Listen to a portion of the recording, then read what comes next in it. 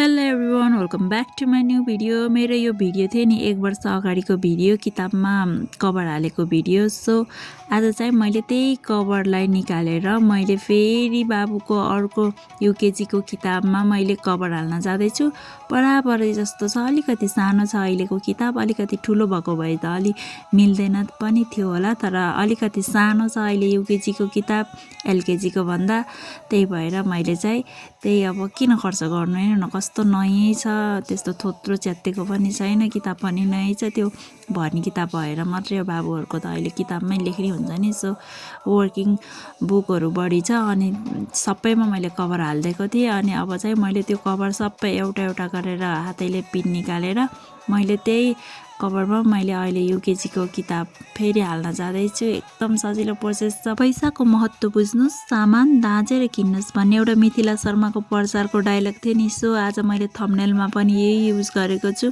पैसाको महत्त्व बुझ्नुहोस्, सामान दाँजेर किन्नुहोस्, यत्तिकै खर्च नगर्नुहोस्। यसैमा काम चल्छ भने यसैमा चलाउनुहोस्। आखिर चल्दै चलेन भने त कसको बाउको के लाग्छ र, गर्नै पर्यो होइन। सो मैले चाहिँ हातैले सबै पिनहरू निकालेँ अनि एउटै रहेछ कि, अनि एलकेजी र युकेजीको किताबको कभर पनि त्यही बच्चाहरू यस्तो उफ्रेको, अलिकति डिफ्रेन्ट रहेछ। सो अनि मैले त्यो निकालिसकेपछि अनि युकेजीको किताबलाई पनि टक्क यसरी राखेँ।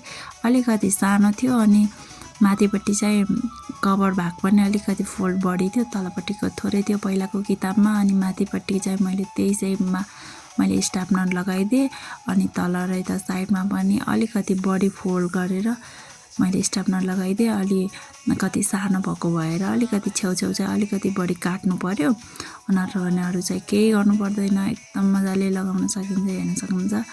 किताबको खोल पनि केही पनि भएको थिएन, नयाँ जस्तो भइहाल्यो। आखिर त्यो पहिलाको बुक वर्क बुक हुन्छ, यो सबै लेखिसकेको हुन्छ भित्रपट्टि, केही काम पनि लाग्ने होइन।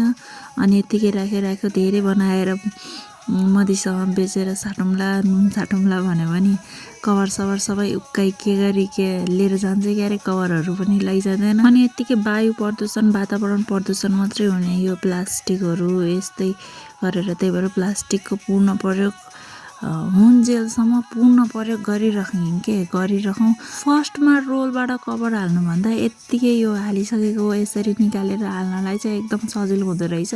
त्यो धेरै यसरी फोल्ड गरेर, नत्र भन्दा फर्स्टमा त्यो रोलबाटै कभर हाल्दा त कस्तो गाह्रो हुन्छ नि।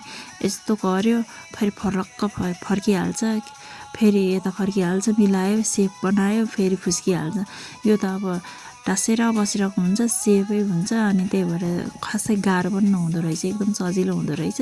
त्यही हो, काटी निकाल्न चाहिँ अलिक गाह्रो नै हुन्छ, अलिक टाइम लाग्छ।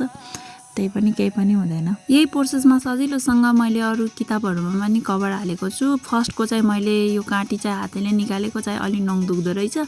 अनि अरू किताबहरूमा चाहिँ मैले यसरी सिजरको टुप्पोले काटी निकालेको छु। अनि त्यसो गर्यो भने चाहिँ हात पनि नदुख्ने, नङ पनि नदुख्ने, अनि सजिलो पनि भयो, निकाल्न छिटो पनि हुँदो रहेछ। सो मैले त्यसै गरेर मैले बाँकी किताबहरूमा पनि कभर हालिदिएको छु। एलकेजीकोमा चाहिँ बाबुको वर्क बुक चाहिँ धेरै रहेछ, 8वटा जति बुक रहेछ। अहिले चाहिँ सब्जेक्ट मात्रै छ, वर्क बुक चाहिँ आएको छैन। सो अहिले चाहिँ 6वटा मात्रै छ किताब, पहिलाको 8वटा थियो, अझै पनि 2टा त एक्स्ट्रा खोल बाँकी नै रह्यो। सो 6वटा किताबमा चाहिँ मैले यही प्रोसेसमा मैले कभर हालिदिएको छु। तपाईँहरूलाई भिडियो कस्तो लाग्छ, भिडियो मन परेमा मेरो भिडियोलाई लाइक, सेयर र च्यानललाई सब्सक्राइब गर्न चाहिँ नबिर्सिनु होला। म फेरि यस्तै सजिलो पूर्ण प्रयोग हुने, सजिलो DIY कम खर्चमा पनि बनाउन सक्ने, गर्न सकिने यस्तै सजिलो DIY भिडियोहरू तपाईँहरूको लागि लिएर आउनेछु। त्यतिन्जेललाई thank you so much. Okay, bye by.